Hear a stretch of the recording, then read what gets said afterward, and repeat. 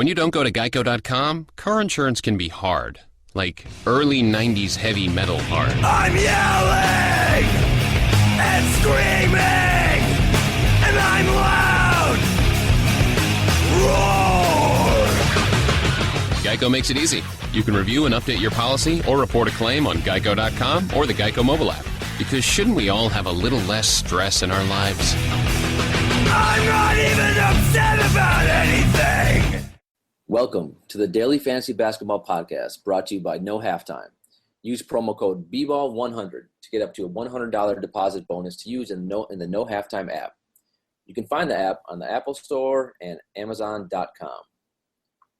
And with that, we are off. Welcome to the show for Thursday, November 3rd. I am your host, Daniel Green. You can find me on Twitter at Daniel A. Green1, green like the color.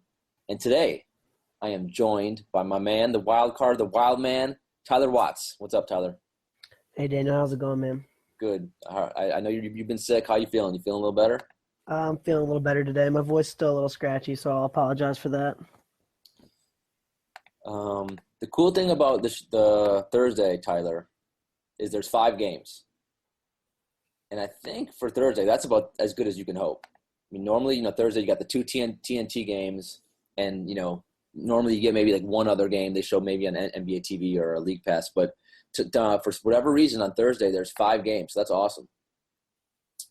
So I'm pumped up. It's a nice slate, and then a nice slate of basketball.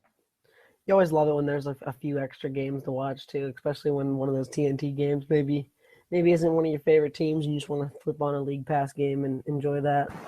Yep.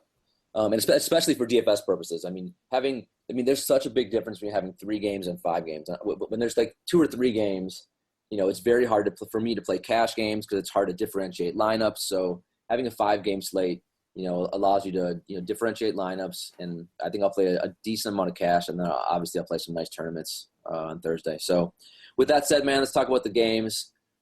The game everyone's going to be looking forward to the most is Russell and Durant are finally going to play each other. Now, so OKC is at Golden State. The over-under, as you can imagine, is a monster because right now these are the first and second ranked teams on pace. However, OKC had a slow game tonight against the Clippers, so that probably will change, by Thursday when you guys are listening to the podcast. But OKC Golden State, 226.5 over-under. The problem for this game, Tyler, is Golden State's favored by 12 points. So can OKC, who's now undefeated at 4-0, can they keep this close? If they keep it close, man, I want a lot of players from this. But, I just don't know if they can. What are your thoughts about this game?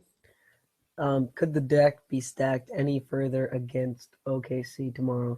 They just played the Clippers tonight. It was a late-night game. They got to travel to Golden State, who has arguably the best home field advantage of any team in the NBA.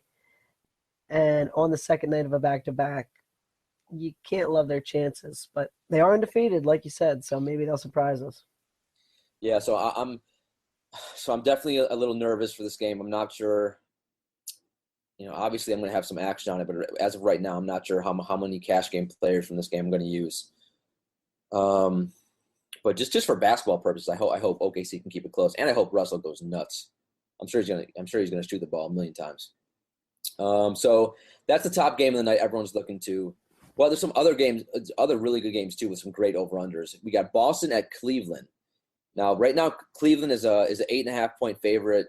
The over-under here is 210. This game also, man, this game screams blowout to me. I think the spread by the time on Thursday morning and Thursday afternoon, I think the spread's going to go up. I wouldn't be surprised to see if Cleveland's favored by 10, 11 points. Boston played Chicago today on Wednesday night. Again, we're taping this. It's about, it's late. It's about 1, almost 2 in the morning on Wednesday, late Wednesday night or early Thursday morning, I guess. But Boston played Chicago on Wednesday night, had a really, really tough game with them. Al Horford's I think he's in concussion protocol, so I'm not sure if he's going to play against Cleveland. Also, Jay Crowder went down with a really bad ankle sprain. I'd be shocked if he plays against Cleveland. So if they have no Horford, no Crowder on a back-to-back against Cleveland, man, this game screams blowout to me, Tyler.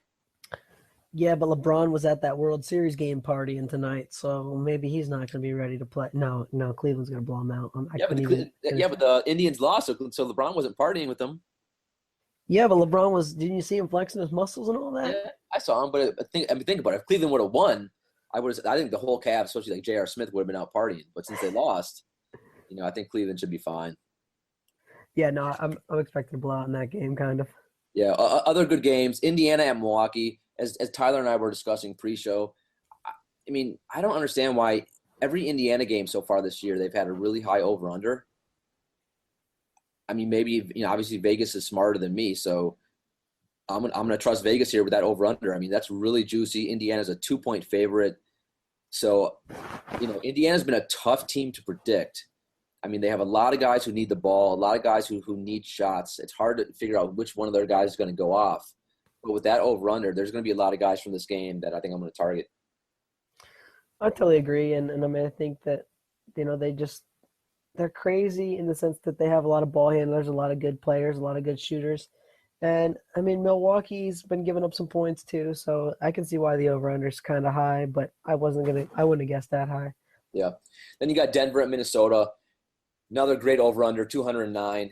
Minnesota's has had a tough stretch to start. They played Memphis twice, so all their kind of stats, at least to me, are a little misleading, because Memphis plays at such a slow pace. So I think finally Minnesota gets a nice matchup here versus Denver. 209 over/under. Minnesota's a 3.5-point favorite. There's a lot of good guys. There's a lot of guys I love here. Finally, I think I'm going to jump in and play tons of Karl-Anthony Towns. I thought Kris Dunn looked great in his first game starting for Rubio. I love Levine. So we're going to jump into plays in a minute or two, but I love lots of guys from this game. And finally, Tyler, Sacramento at Orlando. Not a very sexy game. Lowest over/under by far of the night, 199. Orlando's a 1-point favorite. It's only a 5-game slate, so you probably can't overlook any games. But if there is a game to overlook, it's probably going to be this one. Totally agree. Let us move on, my man, and run down the best plays by position. We'll start, as always, with point guard. As always, point guard is loaded. Westbrook, we don't need to talk too much about Westbrook. One thing I'll say is I don't understand FanDuel's pricing system. It drives me nuts. I mean, Westbrook was $12,000, right? Then he went up to $13,000. He had a monster game and still hit value at $13,000. Then for tonight's game, it went down to $12,000 for some odd reason. And for Golden State, it's at 12. It's back to 12.2. So I think the price is reasonable. So he needs to basically hit 61, 62 FanDuel points to hit value. Again, the only concern I have here is can they keep it close? Russell's averaging 69 FanDuel points on the year. His usage rate is tops in the league. I think it was about 41%, which is just scary. It's just awesome. I'm going to play tons of Westbrook. I just don't know as of right now, do I want him in my cash game? Like, that's the big question for me. I think I do, only because he must want to just destroy Durant and this Golden State team. But it's obviously that price tag, that's a big number. So what are your thoughts? Is Westbrook a cash game play for you tomorrow or on Thursday? He is, and here's why. I think he's going to take like 40 shots. Literally. I mean, he's going to be so upset at Durant leaving him, and I think he's just going to shoot the ball every chance he gets, which is going to be a lot. Yeah. The one thing I'll say about fading Westbrook is everyone will be playing him on Thursday. So if you're in big tournaments, I know you're going to want to play him, and I definitely would, but definitely have a couple. If you play lots of lineups like me, I would definitely have some lineups where you fade Westbrook and just hope that he's like 70% owned, and then let's say he only scores like 50 FanDuel points and it's a blowout, and then you're ahead of 70% of the field. So it's a good way to differentiate yourself, and that's the way you got to think. You got to fade Westbrook in some big tournaments, hope Golden State blows him out, and then you got to shop for some good money. The second-ranked point guard, Steph Curry. I mean, this guy, his price keeps dropping. Lowest I've ever seen it, 8.6K. Now, he still really hasn't hit value on the year, but he's been consistent. He's been scoring actual points. He's just not doing the peripheral things. He's not getting the assists, steals that we're used to. It's got to change one of these nights. I don't know which night it's going to be. As of right now, I'm going to play him in a lot in tournaments. And I don't know if I'm going to use him in cash. I'll probably drop down and use Kyrie, who's a little bit cheaper, a little bit safer of a floor. So Curry, I'm still waiting for him to bust out. He had a monster third quarter in his last game. He had like 23 actual points in the third quarter last game. So I think he's due. It's just a matter of time. I totally agree there. Yep. Third point guard, Kyrie. Kyrie is always under-owned. He's 7.8K. To me, that price is too low. I mean, he's more of like an 8.3 to 8.5K player. I think eventually that's where his salary is going to settle on. So the issue with Kyrie on Thursday is this: they're playing Boston. I don't like to play guards against Boston. Boston's guards scare the hell out of me. That's why I didn't play any Dwayne Wade on Wednesday night. Marcus Smart and Avery Bradley. I'm pretty sure that they're just gonna like Mike Tyson someone and rip someone's ear off at some point. Like they're such good perimeter defenders. So that's the only concern I have here for Kyrie. Although still at that price tag, I think he does have a very safe floor. So I think he's fine for cash games. Totally agree there. I mean, it's just too cheap. Boston's a good defensive team, but it's going to be hard to keep him out of your lineup. Yep. Next up, Isaiah Thomas. Isaiah Thomas is going to be a tournament-only play for me on Thursday. He's 8K, so he's expensive. He's actually been somewhat consistent this year, but still he's still somewhat scoring dependent. He's been averaging 40 FanDuel points on the year. So, I mean, coming on the back-to-back, with potential blowout versus the Cavs here, I'll definitely have some IT exposure, but it's going to be tournaments only. I totally agree. Next up, the Wild Man's favorite player in the NBA, Jeff Teague. I'm going to let you take this one. I don't know that he's my favorit player in the league. I'm just messing with you. But he's 6.2K. They're playing Milwaukee tomorrow. I definitely don't love the play. He's been struggling a little bit, and I think he's just kind of trying to fit into that offense and dealing with Monte and Paul George, two guys who also like to handle the ball. They're still kind of working out the kinks, so I'm probably avoiding Jeff Teague tomorrow. Yeah, I think I'm going to use him. I'm going to use him in maybe one or two tournaments, just because I think he's going to be really low owned. I don't even know if he has a safe floor. I don't even think he does, quite honestly. He's been between 17 and 34 FanDuel points this year, so the floor is not really safe. The ceiling's not really safe. Don't go in a house with Jeff Teague, because that house is going to fall down right on you right now. But with that said, a 5-game slate, he's not that expensive, so I'll probably have a tiny exposure in tournaments maybe. Again, I think the over-under for this game is tremendous. So, if it really is around 213, who knows, man? I mean, Teague had, I think he's had over 40 FanDuel. No, I guess his high was 34. So, I'm going to use him only in a couple lineups. Dude, he used to be good, right? Like, when was he good? Me and Mark talked to him on the season-long podcast, and we easily could name, or Mark easily named 15 point guards better than Jeff Teague. Well, I mean, I think that the league, as far as the league goes, like the point guard position has maybe never been better. I mean, there's so many great point guards right now. About 2 years ago, though, Jeff Teague was looking pretty awesome, and then Schroeder slowly started doing his minutes, and then there was a really small window when he was like an all-star caliber player, and I just don't think he's that anymore. Now he's just like an average point guard. Totally agree. Next up, Marcus Smart. I'm surprised that Marcus Smart's 5.2K. We mentioned Boston's playing at Cleveland. So he played 33 minutes against Chicago on Wednesday night. And I think he started the second half because Crowder sprained that you got a really bad ankle sprain. So if there's no Crowder and Smart is starting on Thursday, I might have some exposure. Now, Smart's a tough guy to play because he's not a really good scorer. He's not a really good shooter. So you need him to fill up the box score in other ways. But if Crowder's not going to play, I'm definitely going to have a little exposure in tournaments. I mean, I totally agree. He got big minutes tonight. They got the injuries. I don't really think they have anyone else to play if Crowder's out. So, I mean, he's going to get minutes, and at some point in a tournament, maybe he goes off. And I'll also say if Smart's going to start, that may scare me from – I bet they probably start him on Kyrie, so that would probably scare me a little bit. I wouldn't I'd maybe lower my how many lineups I have Kyrie in as well, because I think Smart could play some pretty good defense on Kyrie. So that's just something to keep your eye on. Next up, a guy that I love for Thursday night, like Kris Dunn. He's starting for Ricky Rubio. Minnesota has a great matchup versus Denver on Thursday. Like, I was really shocked. Like, I was really surprised at how well Kris Dunn looked in his first game starting for Minnesota. He played 29 minutes. He had 10 points, 4 rebounds, 6 assists, and the best of all, 5 steals, and he had 31 FanDuel points. Like, he looked great. I think I got in trouble on a podcast a couple days ago making fun of Ricky Rubio, saying he's not a very good defender. But you know what? I'm going to double down. If I'm Minnesota, after watching Kris Dunn, like, I would try to trade Rubio. Like, I like Kris Dunn that much, and that was just watching him play like one game.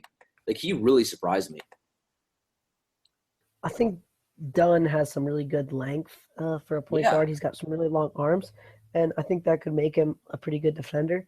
And specifically for tomorrow, I mean, Emmanuel Mudiay is a very high turnover point guard, so you could see Kris Dunn getting another 2, 3, 4, 5 steal game.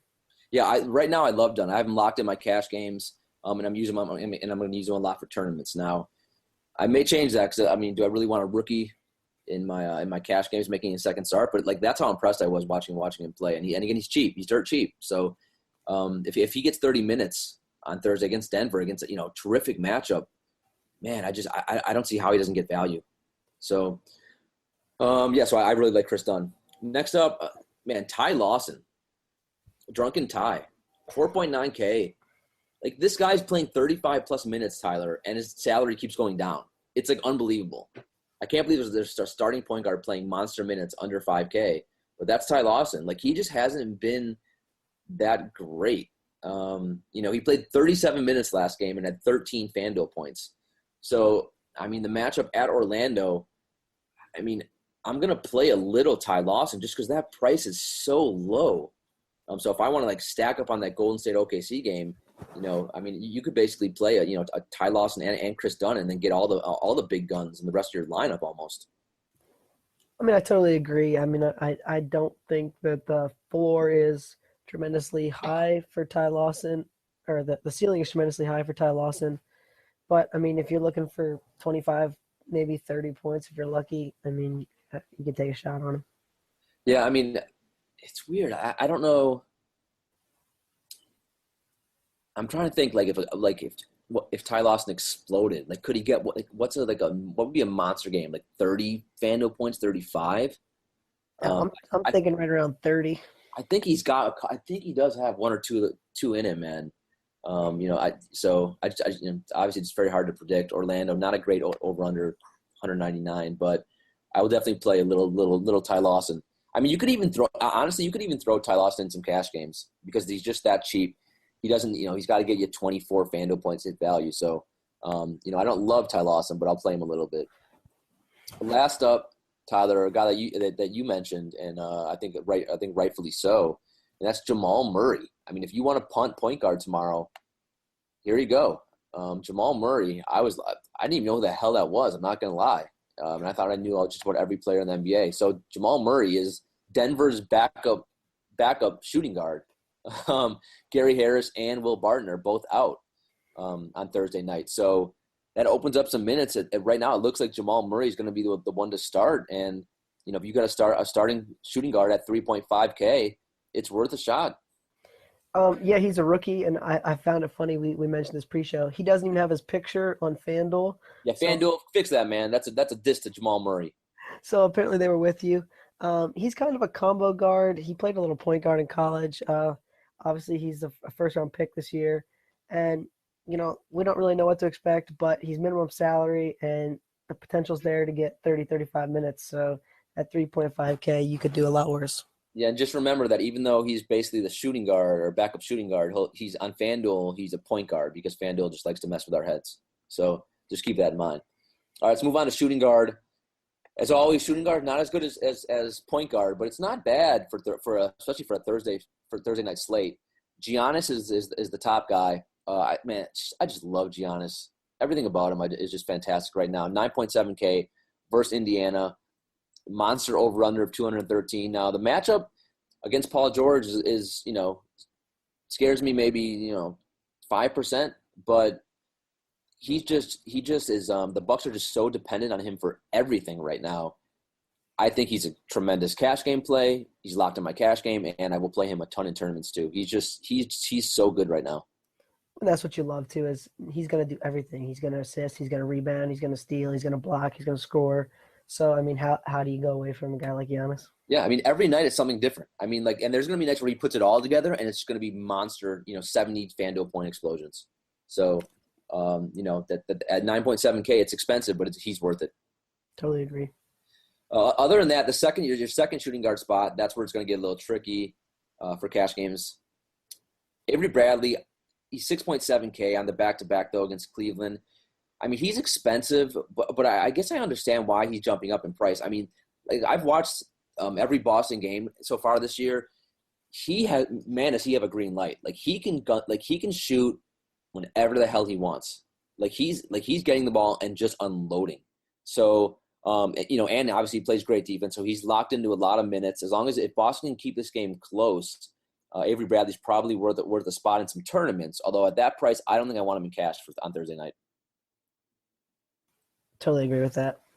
A guy that I right now might want for cash is Zach LaVine. Without Rubio, I love Zach LaVine versus Denver. The first game without Rubio, he only played 29 minutes and had 36 FanDuel points. But they absolutely blew the hell out of Memphis because Memphis was resting their top 8 players, which I don't understand why the hell they're doing, but they are. So that Zach, the Minnesota Stars didn't have to do much. But Zach LaVine has looked great this year.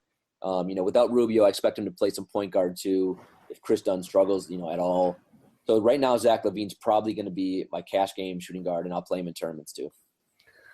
Totally agree. And, I mean, you got the situation of, he might have a rookie guarding him and Jamal Murray most of the game, and rookies tend to struggle on defense. I actually really like Zach LaVine tomorrow. You know what? Yeah, it's funny because I'm just looking at Minnesota's only 3.5-point favorite. So you would think with all those guys from Denver banged up that Minnesota would be a bigger favorite more, but they're not. So, but yeah, I mean that's a good point. That he's matched up against Jamal Murray. I mean he should be able to destroy Murray. You would think. All right, moving on. Klay Thompson. He's just like Steph. I mean his price keeps falling. It's down to 5.7K. I mean Klay Thompson has a talent of like a 7.5, 8K player. So. This is a pretty phenomenal price to be able to get Klay Thompson. I mean, we all know he's capable of getting 40, 50 FanDuel points on any given night. Now, it's going to be – those nights are probably not going to be consistent, which is why the price is so low right now because, obviously with Durant, there's the shots just – there's not enough shots for all four of those superstars. So, and there's a blow-up potential here. So, Klay, I'm probably not going to play him in tournaments, but he's got a pretty nice floor, and the ceiling is immense. If that game stays close – and Klay gets hot, I mean, he could put up a monster number. So he's going to be in a lot of tournaments for me on Thursday. You want to play a fun game? What's that? How many shot attempts do you think Klay has been getting so far this season per game? Wow. 12? 16.5. Wow. Which is only a little less than less than he got last year. How many three-point attempts would you say Klay Thompson is taking? Wait, so what's he shooting? Is he shooting horrendously? Well, I'm getting there. How many three-point attempts do you think he's taking a game? Well, if he's getting 16 shots, he must be getting like 7 threes. Exactly 7 threes. Okay, Yeah. You want to hear the percentages now? I do. 40.9% from the field and 10.7% from three-point land. Dear God. Tell me the blow-up game is not coming, though, where he hits like 6 of 7 threes and nails 12 of 16 shots. Wait, so what's his actual numbers in threes this year? Hold on, I have to switch it. But he's making 0.8 out of 7 per game. That's horrendous. Wow. Yeah. So 3 of 28 for the season. That's shocking. Yeah, so even if Klay goes back to making like 40 or 35, 40% of his threes, that should be able to – he's making 3 a game then. A little over 3 a game. So, like, everyone's so panicked about Klay. It's like he's getting relatively the same amount of shots. He's just not making them right now. Dude, that's why Tyler is on the show, man. That's the kind of knowledge the wild man brings. That's fantastic. Yeah, I had no idea he was shooting only 10% from three-point range. That's abhorrent, and right. That must change. Like that's gotta change. But then again, I'll say this about Klay: Like, he struggled shooting for, like, I don't know, like 3 to 4 months. Like, he goes in like 3 to 4 month stretches where he's like slumping from the floor. Like, he did this last year. He did this 2 years ago. So, like, I don't think it's going to be 10%, but like, Klay goes in these weird funks for like extended periods of time, which is really confusing. Here's something though that I think can help benefit anyone. Okay, 5.7K seems like a great price for tomorrow. And even if you play it in your season-long leagues, I think Klay is someone you can buy at a super cheap price and get a really good value, assuming that he's going to hit 40% of his threes like he has for his career, pretty close, even 35% for the season. So, something to think about. Yeah, I'm with you. All right, so that's Klay. Next up, Evan Fournier. The next two guys, both, I'll mention them together, Evan Fournier and Oladipo. They're both 6K. They've both been annoying. Oladipo's price has fallen like like $1,500 since the start of the season, and rightfully so, because he has not. I don't think he has any idea what to do. On the court with playing next to Russell Westbrook. I mean, he doesn't get the ball that much. I think when he gets it half the time, he's so shocked that he actually has the ball. He like stumbles it off his toe. So I mean, Oladipo. I mean, he's only a tournament play, and he's risky. I mean, I hope at some point during the season that he can find his way on that OKC team, and Westbrook gives him the ball a little bit more. But right now, I don't really want much Oladipo. I'll probably just play him in a couple lineups just because if for some reason that game stays close with Golden State, and Oladipo does have some nice numbers, but he has not looked good to start the year. That's for sure. And the other guy, Tyler, is Evan Fournier. Again, like, I thought he's going to be kind of be Orlando's, maybe their top option. Maybe he still is, but he just hasn't been consistent. 34 FanDuel points. That's been his best game of the year. So when if your salary is 6K and your ceiling is 34 FanDuel points, that's not very great. Now the matchup is nice versus Sacramento, but like, Fournier just hasn't looked that good. Even though he's getting nice minutes, I'm not a huge fan. I think there's just guys with better upside for Thursday. Now, with that said, I'll still play him in some tournaments because I do think he can. Like, we've seen last year, he had some 40, 50 FanDuel point nights. So he's got the potential, but just hasn't shown it this year at all. You want to play my fun with numbers game again? For which one? Evan Fournier. Sure. How many shots do you think Fournier is getting? Is that the title of the game? Is it called Fun with Numbers? Yep. I think you need to catch your title. Well, I leave you for the titles. All right. I'm just the game man. How many shots is he getting per game?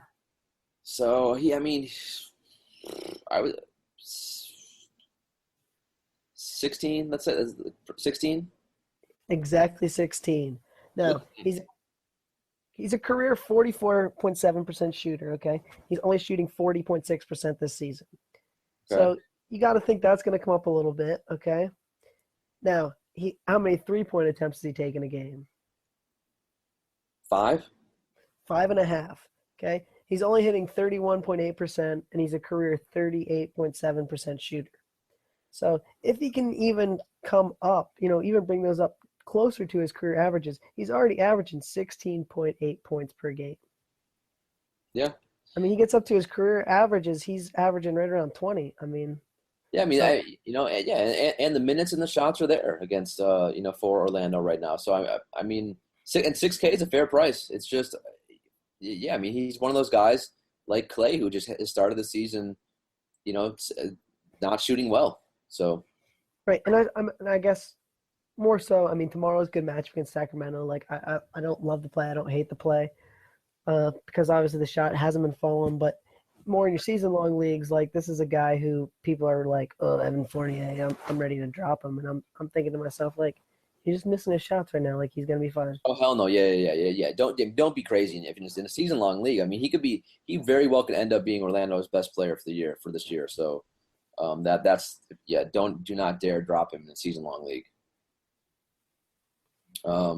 So if you want to punt at shooting guard, Tyler, you got two options. J.R. Smith, I don't want to say much about him. He's boom or bust.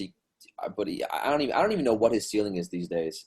I mean, like, a few years ago, he was capable of hitting like 7, 8 3-pointers. Is he still even that guy? I mean, I don't know. So I probably won't play. Watch, he probably will on Thursday. But so I'm not a huge J.R. Smith guy. Well, 4.4. Okay, he needs what, like 22 points? Is that what we're talking about? Yeah, about 23. He got 21.6 and 27.5 in his last two. How many minutes? Okay. I was not looking at that. I was looking at the FanDuel thing, so I can run that for you quick now. I would assume like in the mid-20s is he getting? I think so. No, 30.3 for the season. That's how many minutes? Yep. That's pretty good. Oh yeah, that's better than I thought. So yeah, I mean, if J.R. Smith is getting 30 minutes at 4.4K, yeah, on a 5-game slate, why not? I would throw him in some tournaments then. And that's what I mean. And he's a GPP play, but he's one of those guys who, I mean, he's getting 9 3-point attempts per game. Okay, so far. I guess he is the same J.R. Smith then. Yeah, so that's what I mean. He's just chucking the ball. Maybe one day he makes 8 out of 9. Gets lucky, you win your tournament. Yeah. The other guy, if you want to punt, is Aaron Aflalo. Yeah, I don't like anything about Aaron Aflalo. Like I don't at all. Like he annoys me. Like for the last 2 years, he's annoyed me. I had him when he was on Orlando in my season-long fantasy league, and he was really good. And then he got then he got traded to Sacramento. He was a disaster. And then I forgot he's been on like 7 teams since then. He's been horrible everywhere else. But he is 3.8K. It's dirt cheap, and he's playing 41 minutes. Or his last game he played 41 minutes. So that's a lot of minutes. Now, granted, that was I think Sacramento. They went overtime against Miami, but still, he is starting for. I think finally Sacramento is not starting Ben McLemore. So Aaron Aflalo at 3.8K. He's getting some decent minutes. Now, the ceiling isn't that high. I mean, even when he played 41 minutes, he only put up 22 FanDuel points. But if you do want to punt at shooting guard, you could punt with Aflalo. Then you could fill up the rest of your lineup with Durant, with Giannis, with Cousins, or whoever you want. So it's an option. All right, man. Let's move on to small forward. So you got the 3 studs at top: Durant, LeBron. Or actually, I'm not including Paul George in this anymore. I am not. You got the 2 studs at top: Durant and LeBron. Durant 9.7K, LeBron 9.5K. Durant has been an absolute beast. He's been by far Golden State's best player in real life and in fantasy. Against Westbrook, man, it's going to be tough not to play him in that monster over-under game. So I love me some Durant for Thursday. Is Durant, would he be your top small forward ahead of LeBron for Thursday? Yeah, if I'm picking between the two, I'm going for Durant. I just think he might want to try to stick one in Westbrook's crawl and get the big points in the. I don't know what you're trying to say there, but I think did you have a joke and then you just didn't want to say it? Is that what happened? I think so. I realized it was probably inappropriate, so then all right. Oh, good. By yourself. That's good. I tried to save it. And just some info for the listeners. So like our stupid Mark, who like only joins us like once a week and then like plays with his family of 17 kids, Mark Roberts, as you all know, who we love, Tyler. So when Mark originally made the podcast, actually maybe it was Kyle. They did it so it was a rated G, so we can't swear at all. And if we do, we have to like edit it out, and it's a big pain to do. So the fact that Tyler, that's why a lot of times, me and Tyler or anyone has to catch ourselves if we are going to say something inappropriate. So that's a good job by you, Tyler. Thanks, Daniel. And Tyler's the one who edits the shows, so it's even it's especially important that he didn't want to make that mistake. So it would just cost him more time after we tape the podcast. Anyway, let's go back to a small forward. LeBron, 9.5K versus Boston. Now, if Jay Crowder is going to be out, which I'd be shocked if he plays because that looks like a really bad ankle injury. Yeah, I think that's a good sign for LeBron. But, I think I'd rather probably have Durant. So LeBron, as of right now, is only going to be used in tournaments. However, he's always a good play. I mean, come on, it's LeBron freaking James. So 9.5K, that's a very reasonable salary for him. The other guy, I'll break some news for you real quick. Go ahead. Boston, after their game tonight, said Jay Crowder is out at least 1 week with his ankle sprain, so he will definitely not be playing. Yeah, I mean that looks really bad. I mean, he basically. He turned it and he immediately like sprinted on one leg like hopped all the way to the locker room, and he was like screaming in pain. I guess in the locker room, like so. That's not surprising at all. So yeah, all right. So there you go. That means Marcus Smart's probably going to be. We already mentioned Marcus Smart, but no Jay Crowder. So that I don't know. That makes me like LeBron a little bit more, I guess, but also makes me think that could be Cleveland should blow Boston out on a back-to-back. So, but 9.5K fair price. The other guy we got to talk about though, and this is a guy who has cost me some money, so I hate him even more than normal. And that's Paul George. He's 9.2K. Why FanDuel is his price not dropping? Like, come on. So he hasn't hit value once this year yet.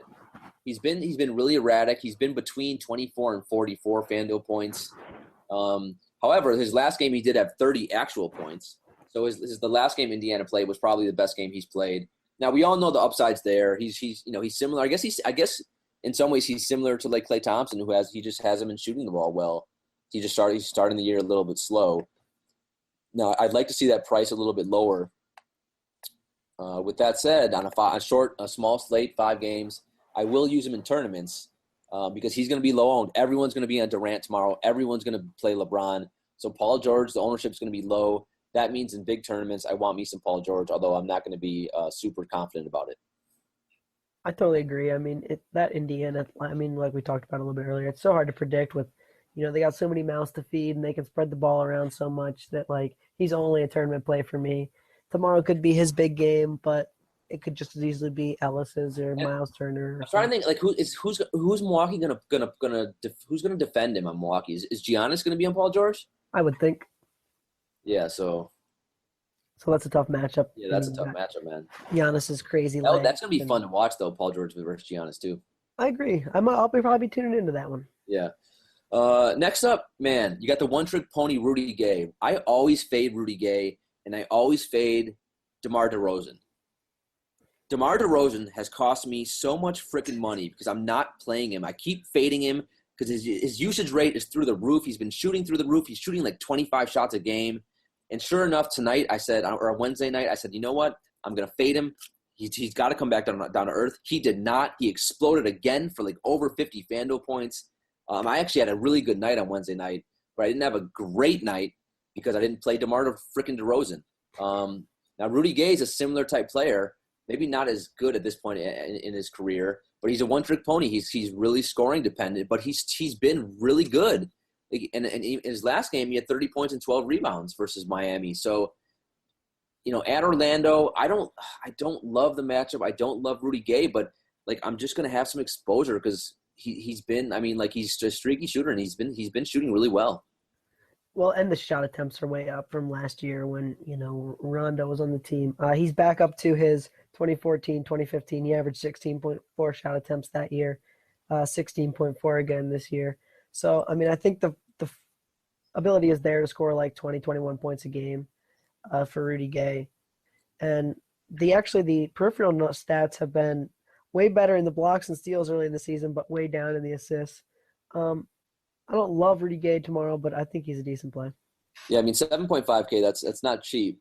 But, if you're looking to, to differentiate yourself and get away from the Durant, LeBron, Paul George, Rudy Gay, 7.5K. His ownership should be low, so it's not a terrible play, especially after seeing what DeMar DeRozan's been doing. So, next guy up is very similar. Andrew Wiggins, another one-trick pony, very scoring dependent, 6.3K. I'm not a big Andrew Wiggins fan. He just doesn't do enough. I think I mentioned this on a podcast with Kyle a couple nights ago. Maybe I'm not sure if did Minnesota play yesterday? I don't remember now. I get all the days confused. Yeah, they did. Well, as of like a couple days ago, Andrew Wiggins had 0 assists on the year and 0 steals.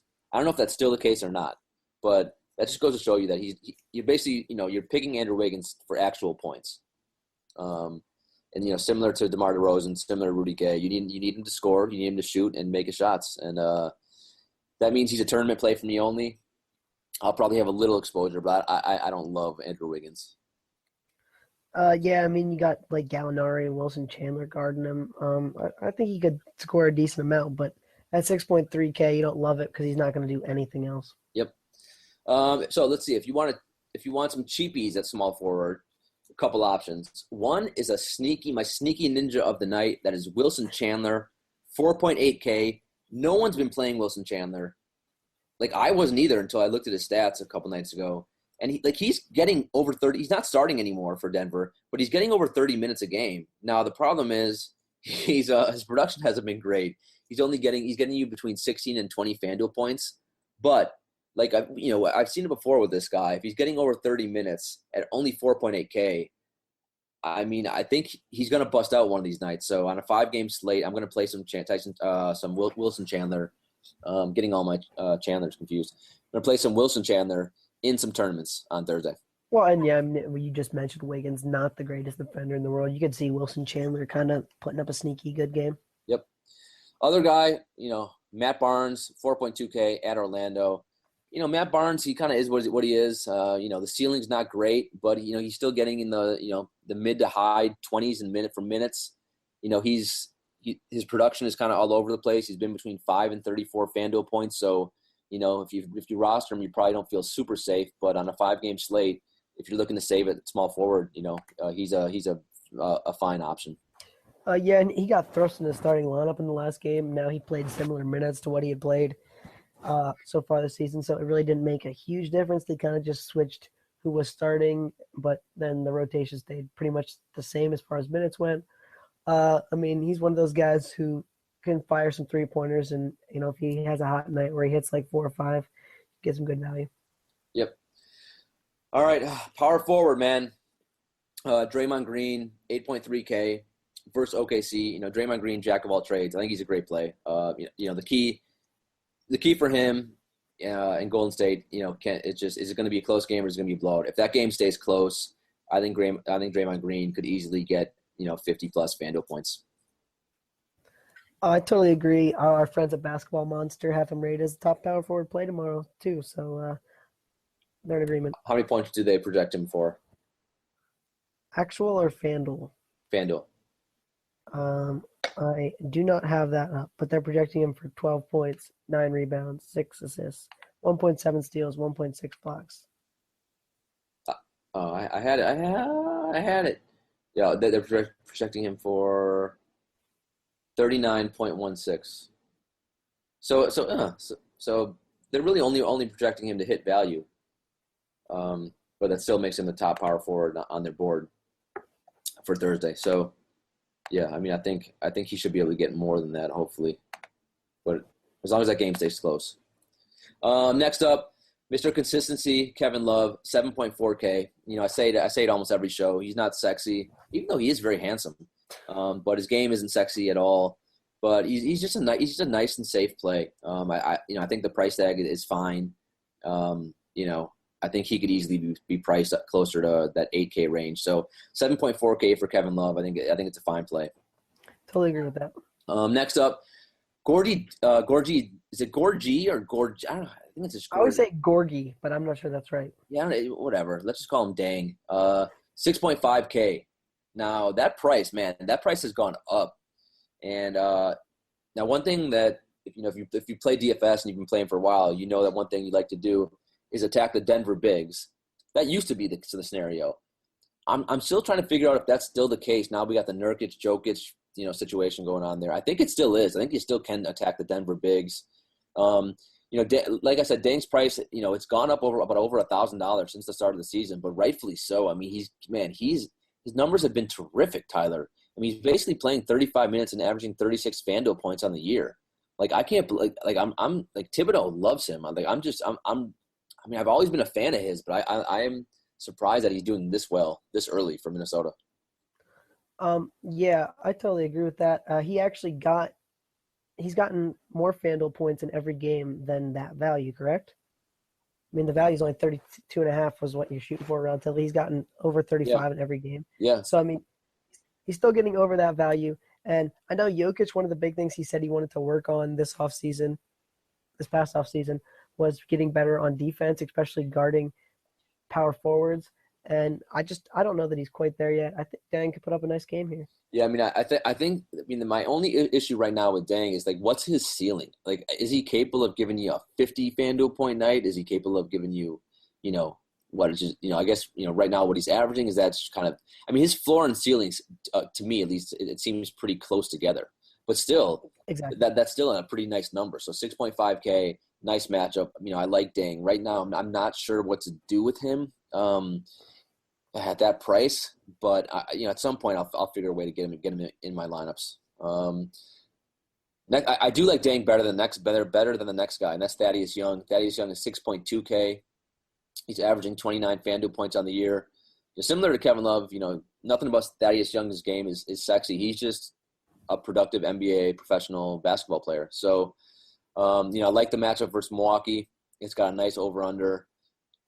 I don't know. I don't think Thaddeus Young has a high ceiling, so it makes me, in tournaments, he's not a great play, I don't think, on Thursday.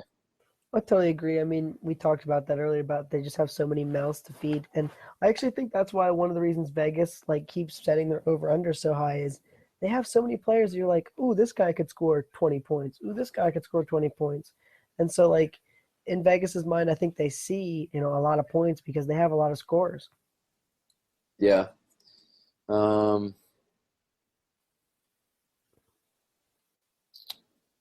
Just trying to think. All right.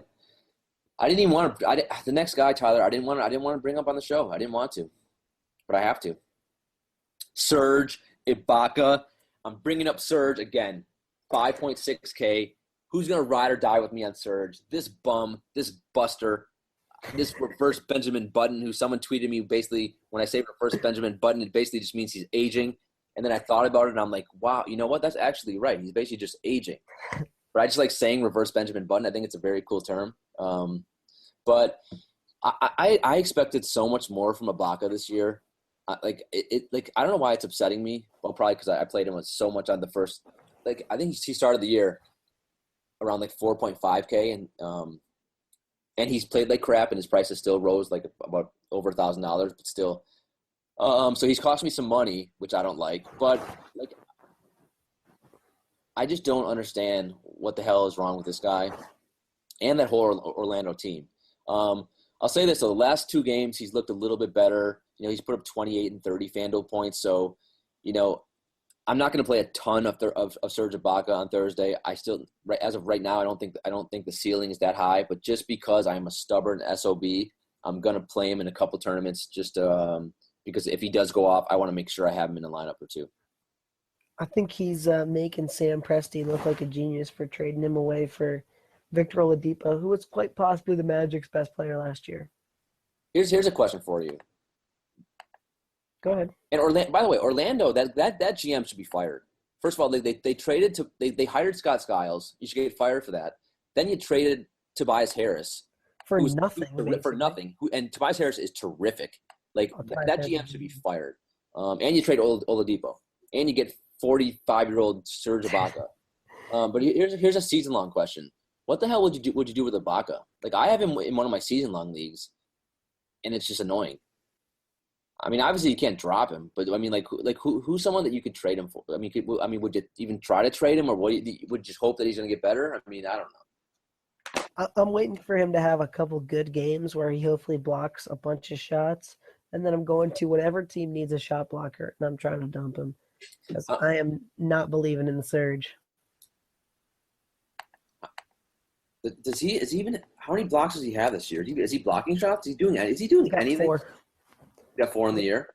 He's averaging 1 a game. Yep. I mean, last game he got 4 rebounds in 32 minutes. How is that possible? He's averaging 5.3 rebounds for the just embarrassing. season. All right, next up, Kenneth Faried, 5.3K. When he gets minutes, he's looked really good. The problem is, who the hell knows how many minutes he's going to get anymore? Darrell Arthur is finally back and playing his season debut for Denver on Thursday. That might eat into his minutes a little bit. They got Jokic and Nurkic, the Twin Towers, who are basically starting. Faried only got 15 minutes and 14 FanDuel points to their last game. So, he's a tournament play only for me. and I'll use him in a couple lineups, but I'm just not confident about it. Yeah, I mean, that whole Fareed, Jokic. I mean, if I'm going to play anyone in the tournament tomorrow, it's going to be Jokic, just because I think his ceiling is so much higher. But, I mean, I don't love any of those Denver guys because you never really know who's going to get the minutes tonight. Dude, we forgot to mention Jokic. I think I skipped over him. So we got Jokic is 5.9K. It's just hard with these Denver bigs, man. His price has come down a little bit because his minutes have been, all over the place. He's got 21 minutes, 34, and then 22 minutes. And look at this FanDuel production. 12 FanDuel points, 55 FanDuel points, 14. Dear God. You talk about a boom or bust player. Jokic is exactly that right now. Especially as long as Mike Malone is using him like a yo-yo in terms of his minutes. Jokic has tremendous upside.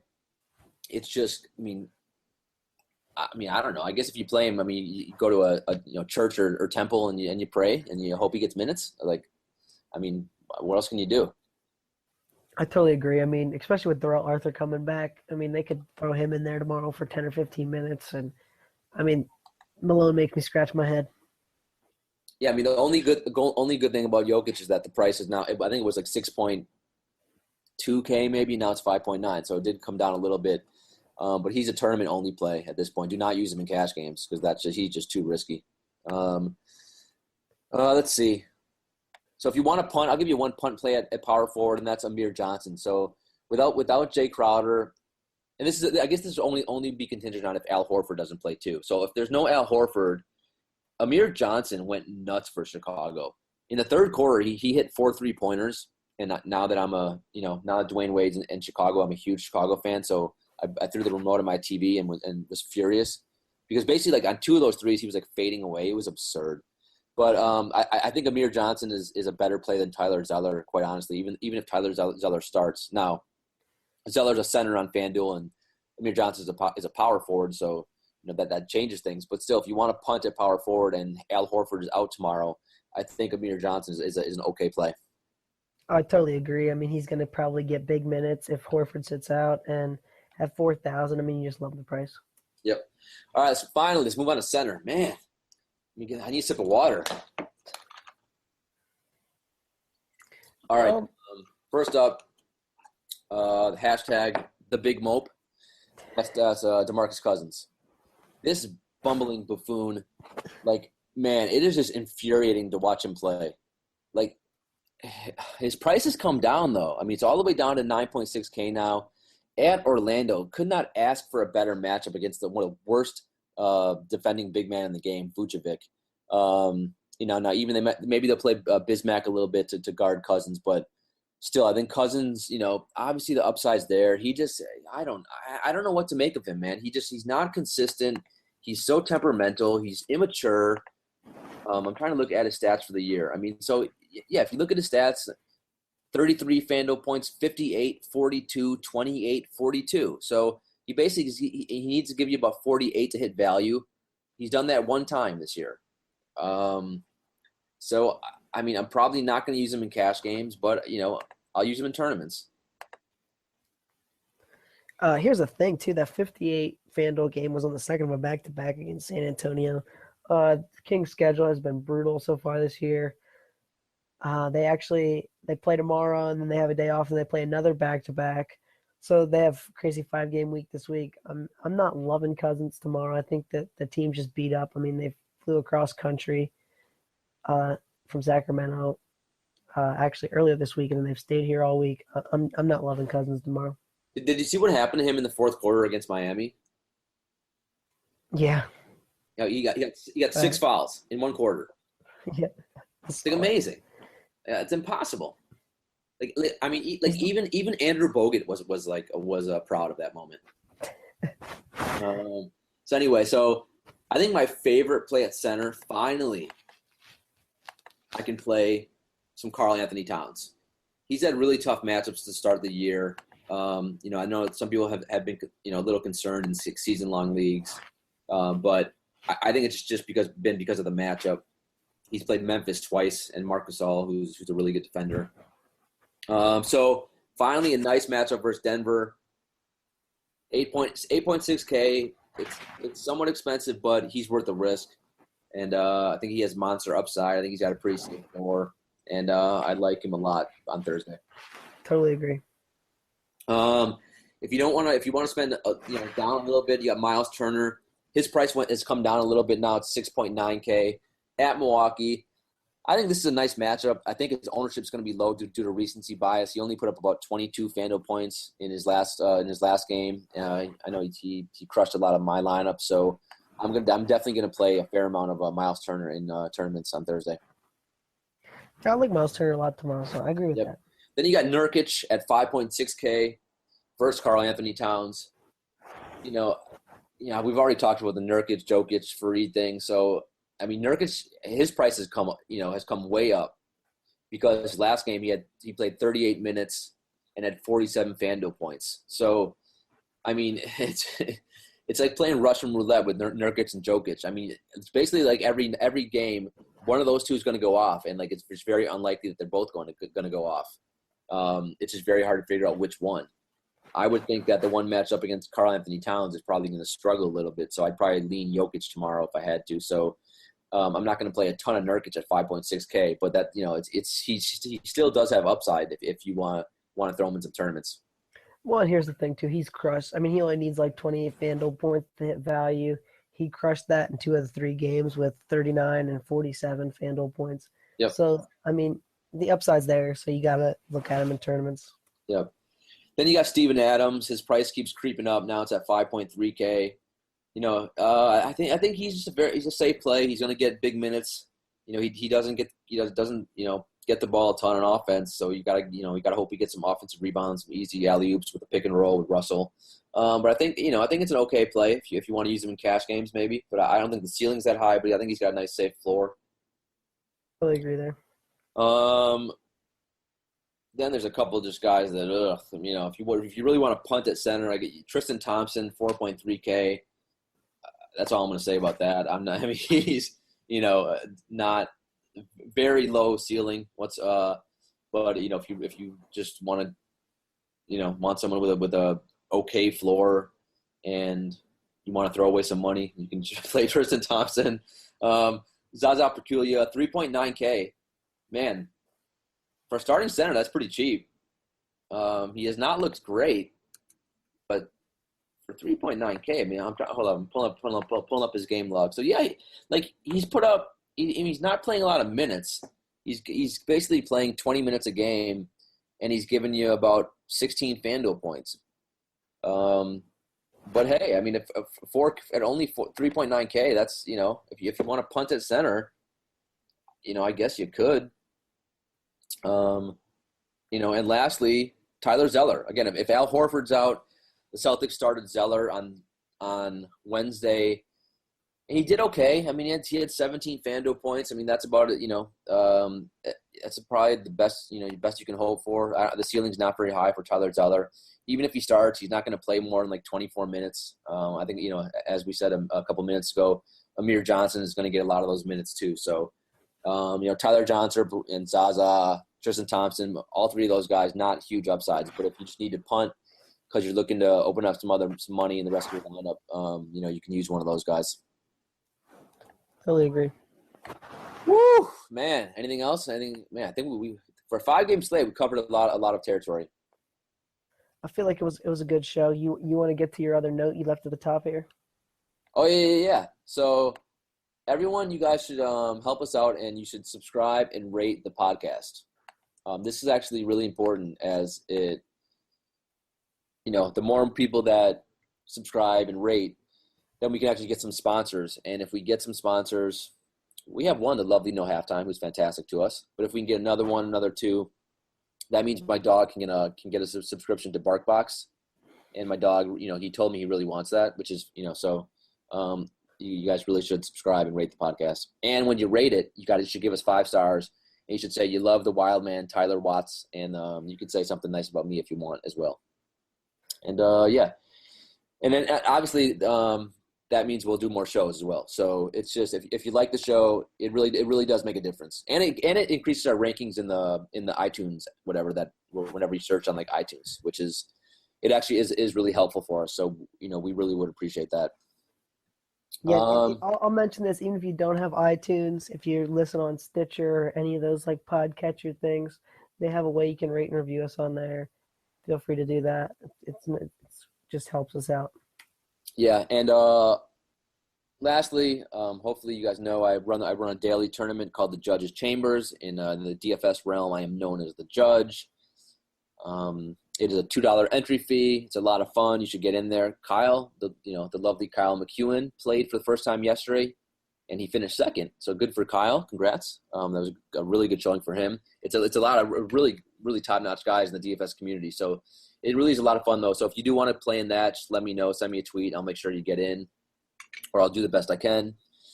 And I think that's all I got, man. Anything else, Tyler? No, that's about it, man. I think it was a good show. All right, yeah, it was a lot of fun. I mean, we got the only thing we got to work on for next show is we need a better nickname for your game show. All right, I'll work on that. All right, man. All right, guys. So enjoy the basketball Thursday night. Hope you make a lot of money, and we'll be back for Fridays for the Fridays slate, which looks like there's some really good games on Friday too. So have a good night, guys. See you later.